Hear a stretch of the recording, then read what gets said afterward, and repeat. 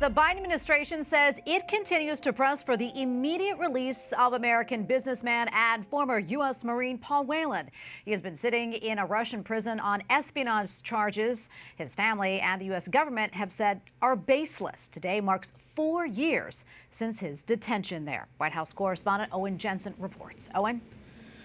Good evening to you, Tracy. 52-year-old Paul Whelan, a Michigan corporate security executive, was sentenced back in 2020 to 16 years. The Biden administration says Whelan is being wrongfully detained, calling it unacceptable. And tonight, whether he comes home anytime soon remains to be seen.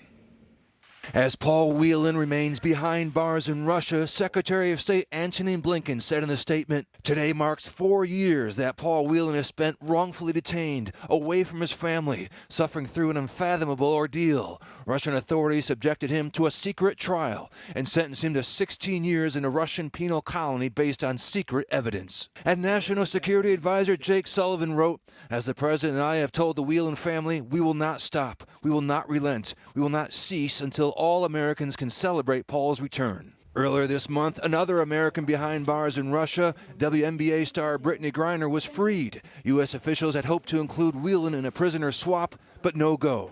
On December 8th, the president addressed Whelan's incarceration. Sadly, for totally illegitimate reasons, Russia is treating Paul's case differently than Brittany's. And while we have not yet succeeded in securing Paul's release, we are not giving up. We will never give up. Meanwhile, Buffalo, the National Guard going door to door there checking on people who lost power during western New York's deadliest winter storm in decades. Authorities are facing the tragic possibility of finding more victims amid melting snow. One woman described how she saved a frostbitten man from the blizzard. I'm just so grateful I was able to save his life. I'm grateful that Trent was able to pick him up and bring him in here. And for air travelers, the mess continues, especially for Southwest. This week, with cancellations from other major airlines ranging from none to 2%, Southwest has canceled nearly 10,000 flights as of today. And according to FlightAware, warned of thousands more Thursday and Friday.